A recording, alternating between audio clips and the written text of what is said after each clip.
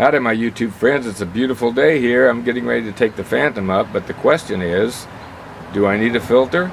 And if so, which one? And that's what this video is about. So stick around and we'll figure it out.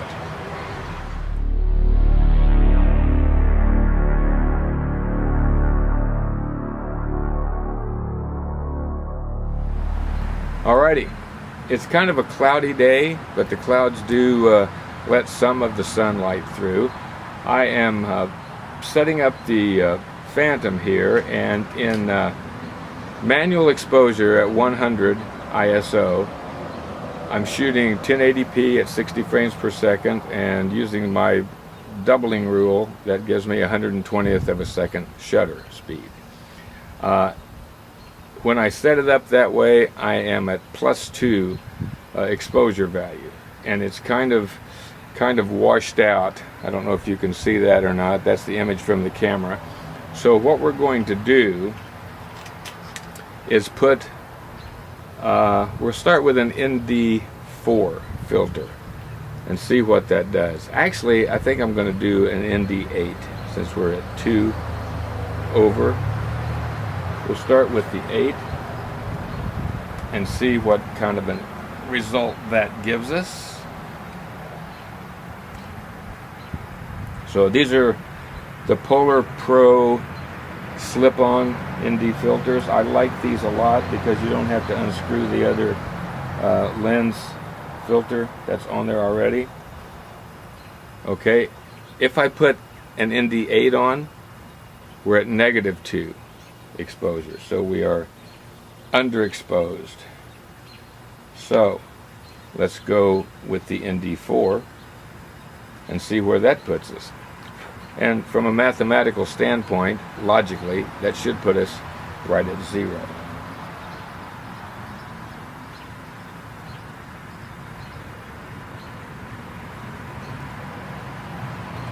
We're at -0.3. So that should give us a pretty good exposure value. So we're going to take it up and film a little bit and see how it comes out. So I'll roll that footage in just a moment.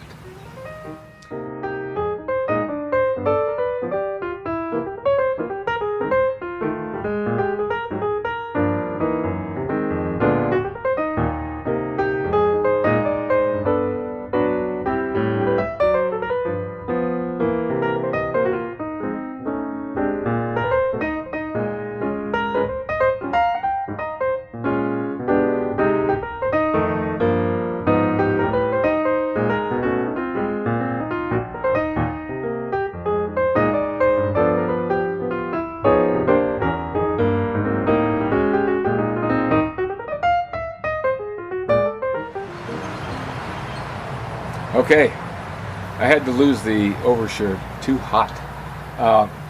That footage looked a little bit washed out to me. The clouds, the whites were blown out. So let's say that you didn't want to go to manual mode. Let's say you just wanted to shoot in auto. So in auto mode, with the ND4 filter on, we're at ISO 200. We're at a 1/100th of a second shutter speed. So that's not bad. Let's try that and see how it looks compared to the other manual settings. Okay? I'll be back in just a minute.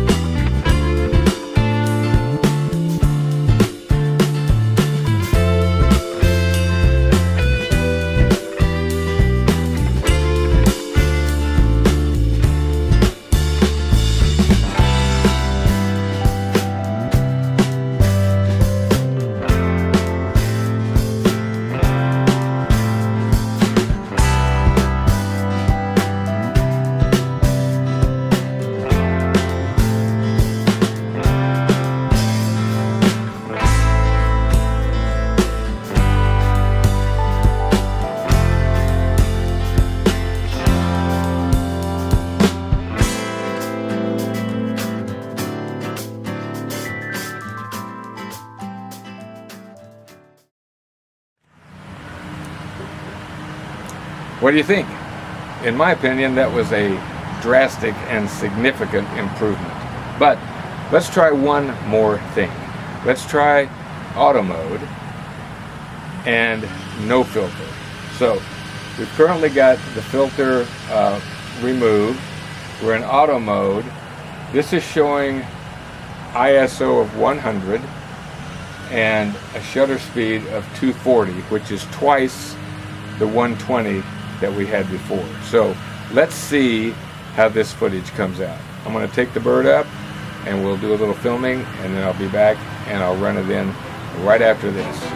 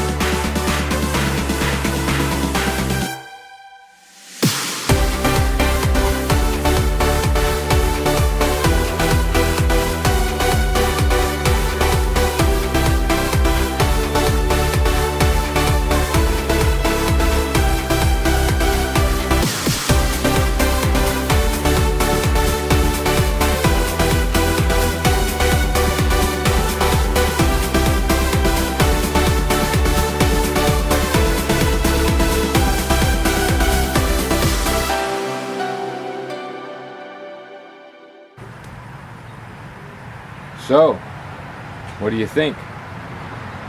Personally, in my opinion, I've watched the two sequences with the in auto mode, one with the ND4 filter and one without, and I really don't see hardly any difference in those. So what does that tell us? It tells us that the Phantom 4 camera is pretty intelligent on its own. So if you want to take good video with your Phantom 4, I would suggest starting out in auto mode. And you don't need any filters to begin with, because what we learned was that the camera makes adjustments based on the amount of light that's coming in. So if you've got no filter on there, it's going to have one ISO and one shutter speed. If you've got an ND filter on there, it's going to adjust the ISO and or the shutter speed to give you pretty much the same image and the same exposure. Now, that's my opinion. Others may differ from that, so if you've got a different opinion, let me know. Leave a comment down below. If you've got a question, leave that as well. And I think that's it for now. I did mention on a previous video that I'm putting together a training series on the Phantom 4. So I'm working on those, and I'll have those finished and ready to start uploading within a short period of time. So I hope you'll watch for those, and I hope you enjoy them. So until I speak with you again, and even after that, you stay focused.